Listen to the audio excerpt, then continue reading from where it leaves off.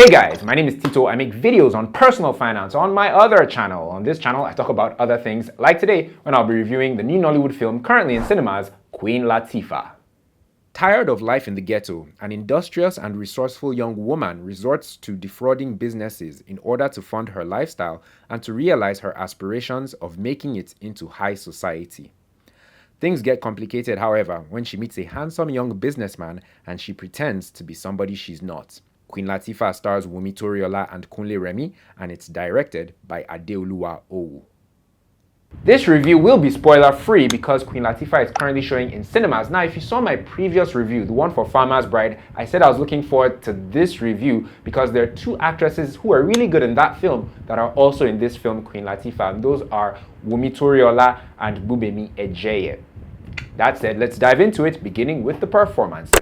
Wumi Toriola plays the title character Queen Lateefah, and Wumi Toriola is not just the star of this film, she's also the executive producer and one of the producers, so this film is pretty much her baby, right? So she puts her everything into the movie generally and into her performance. The performance was okay, but I personally enjoyed Queen Lateefah more as the con artist than the lover girl, because that's the character's thing. She's a con artist, she cons people and organizations. But because it's a rom-com, she, falls for Kunle Remi's character at some point. But like I said, I prefer the parts of the film where she's conning people. Kunle Remi plays Jide Rhodes in the film. He's this rich guy who is, kind of conned by Queen Lateefah at some points in the film. And I have to say, the only requirement for this character was just to be a handsome guy and to look rich. There wasn't much heavy lifting for Kunle Remi to do in this film in terms of performance, and I kind of felt like that was a waste of Kunle Remi's talents. But hey, work is work, right? His assistant in the film was played by Isime, who plays the character Arese, and this was a different type of character that I was seeing Isime play.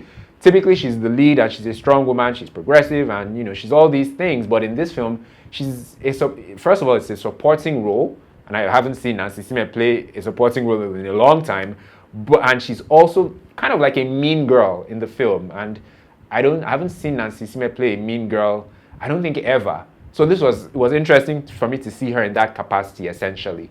Wumi Toriola's character's assistant was played by an actress called Folakemi Babatunde, and she plays Bolaji, the assistant to Queen Lateefah. And kudos to her, I really enjoyed her performance. Never heard of Folakemi Babatunde before now, but she was really good. And her and Wumi Toriola have a very moving scene in the film. Elvina Ibru is in the film as Mrs. Rhodes. She's the mother of Kunle Remi's character, and she's really good as this very stern mom, very stern, very rich mom. Yeah, she did really well in that capacity. And her other child was played by Bubemi Ejeye. She plays Shade Rhodes.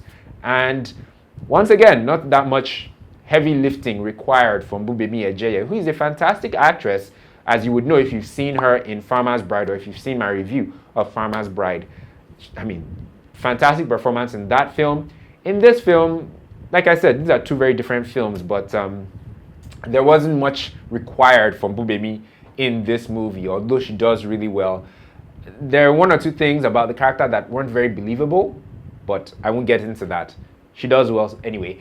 I also want to give a quick shout out to the other supporting actors and actresses in this film who do not appear for very long in the film or don't have that many scenes, but the few times they do show on screen, I enjoyed them.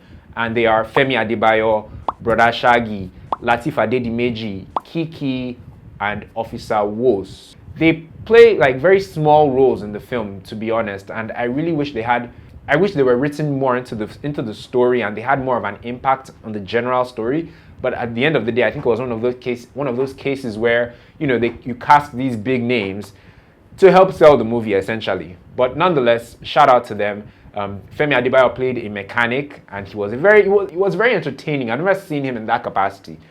And Broda Shaggi played one of the mechanics in Femi Adebayo's character's workshop. I've never seen Broda Shaggi play that kind of character either. So yeah, once again, I was pained that they didn't have more scenes in the film. What I liked. The cinematography in the film was quite good. The images and the frames and the pictures generally were impressive and quite crisp. I also liked the performances, like I said earlier. particularly the performances from the supporting acts, you know. I just wish they had more screen time. Finally, the set designs and the locations that they used in this film. You see, Queen Lateefah, as a con artist, aspires to high society living, right?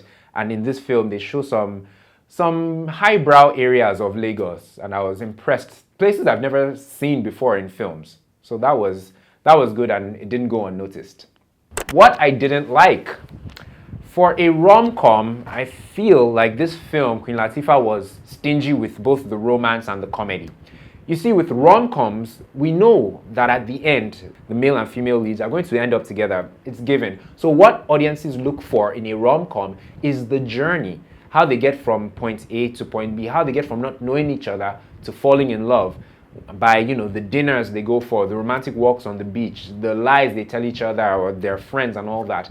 That's what we look for in rom-coms. That's the meat of the rom-com. But in this film, that was not there.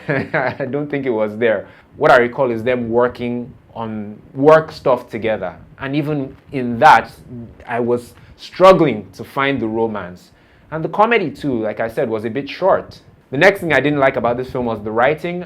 I felt like the writing was very basic, and the writing could have been better and could have amped up both the romance and the comedy. It could have given us more of both, and it could have given us better quality romance and better quality comedy in the film. Finally, Queen Lateefah's character arc. Like I've said a number of times in this review, Queen Lateefah is a bit of a con artist. And with comedies like this, where a character is a con artist, by the end of the film, you know that, you know, they sort of have redeemed themselves and you now like them by the end of the film. I don't know if that happened with Queen Lateefah. I don't think Queen Lateefah either redeemed herself by doing the right thing or, you know, paid for her sins, so to speak. So the character arc felt incomplete or inadequate to me. These are just some of the things that I didn't like about this film, Queen Lateefah. There are a few more, there are one or two others, but I'll let it slide. Who should see it? See Queen Lateefah if you're a fan of Wumi Toriola's. Apparently she has a huge following online, right? Then again, if you're a fan of Wumi Toriola's, I probably don't need to tell you to see this film. Also, see the film if you're a fan of Yoruba Nollywood. This film is predominantly in Yoruba, or maybe it's a 50-50 split. In conclusion, I felt like this film, going in to see it, I thought it would be quite funny, but it wasn't as funny as it ended up being. Another issue was that it starts off well. The first act of the film is actually funny and energetic, but after a while it kind of dips, and I found myself just waiting for the next funny or exciting thing to happen in the film. And there are points here and there, but nothing that's really memorable. But my biggest gripe with the film is the fact that I felt like it subconsciously glorified manipulation and dating or liking somebody just for their money. And I'm not cool with that, but I feel like that's the message that this film kind of passed across unknowingly. But hey, this is only an issue if you're like me and you read deeper meaning into films like this. Because at the end of the day, this film is just a feel-good movie that's, you know, like a grass to grace story about how a girl from the slums kind of bags or secures or, you know, falls in love with a rich guy. And that's plenty people's cup of tea. And if it's your cup of tea, then I guess you'll enjoy the film. Me personally though, I rate this film Queen Lateefah with 2 jollofs over 5. Guys, if you enjoyed this review, I really hope that you did. Do me a favor and like it by clicking on the like button just underneath the video, and subscribe to this channel as well by clicking on that black subscribe button. On this channel, I don't just do Nollywood movie reviews. Sometimes I talk about other things. To check out some of my past reviews, you can click the card in the corner of the screen. Thank you so much for watching, guys. I will catch you in the next one. Take care.